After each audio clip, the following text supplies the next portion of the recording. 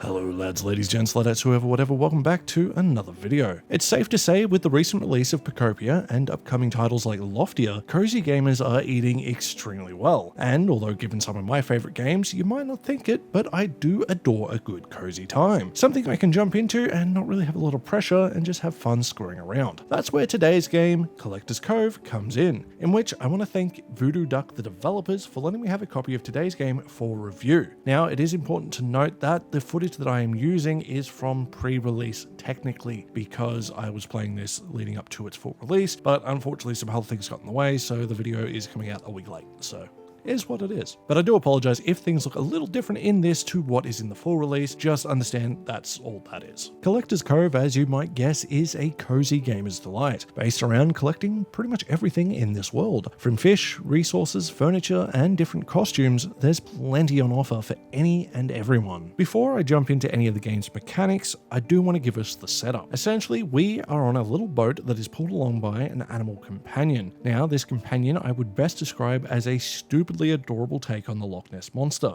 Our companion is able to drag the boat along to different islands that we then explore. We want to look for different secrets and learn the story of this world. However, I'm not actually going to talk about the story during this review, because although it's there, it's not really a priority of the game, and ultimately I think it's something you should experience yourself. Initially, the game is mostly based around fishing. However, in due time, you'll definitely find yourself building, farming, trading, and collecting any and every resource that you can get your hands on. I wouldn't say that the mechanics for any of these gameplay styles is overly complicated, going for a more simple laid-back approach, but ultimately it creates a very relaxed and enjoyable gameplay loop. You'll sell your fish for money in order to buy seeds, then farm different fruits and veggies in order to create bait to help catch new fish, and so on. I'm underselling the overall experience, and that's for sure, but please trust me when I say it works extremely well in action. There's no real failure state to worry about either, because say your animal companion gets tired while going from one island to another and they run out of energy. Instead of causing some form of loss, all you lose is time, as they just need to sleep it off and recover their energy if you don't have any fish to feed them to refill that energy. Don't have any basic materials like wood or stone? Well, thankfully, periodically boxes will actually float past your boat for you to collect, and in order to get them we have to make use of the crossbow with a plunger that is on the side of our vessel. Essentially, the game never really punishes you and it allows you to go at your own pace.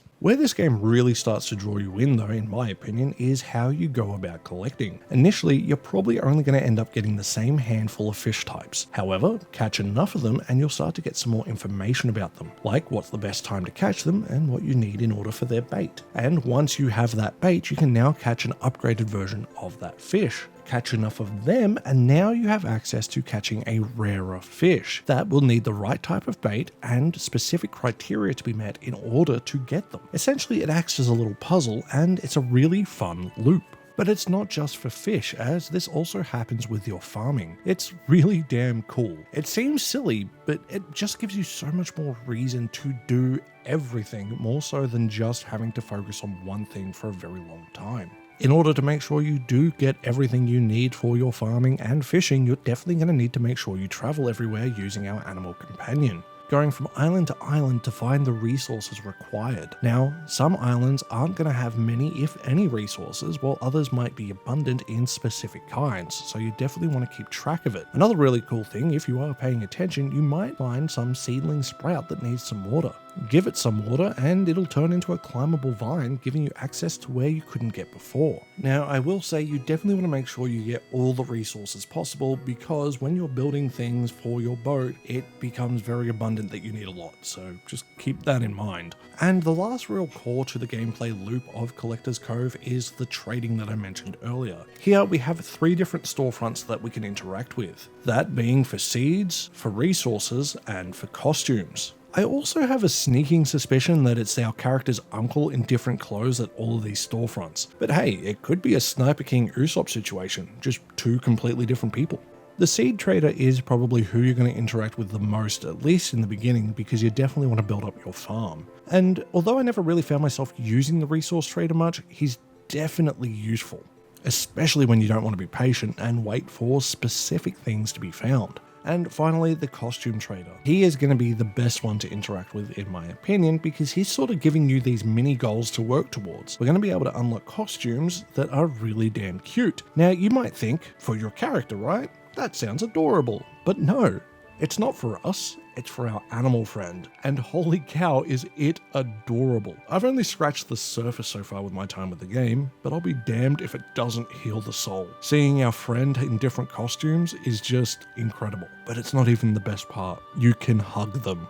I can't stop doing it. All that's really left for me to cover is this game's presentation, in which I can't really fault it at all. It goes for a very simple look graphically, relying more on bright colours and simple visuals rather than going for anything over the top, and it means it can run on pretty much any system and looks great. The music is nice and soothing, while the ambient sounds really help drive home its sense of relaxation. So if you're looking for a game where you can go at your own pace and just relax, Collector's Cove is definitely worth checking out.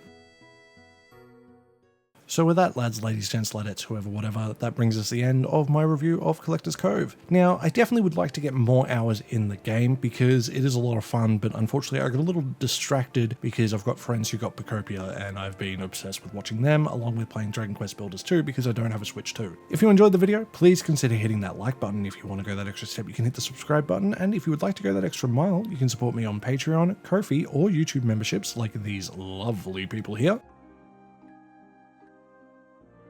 And with that, I'll see you guys in the next one. Stay safe out there. Bye.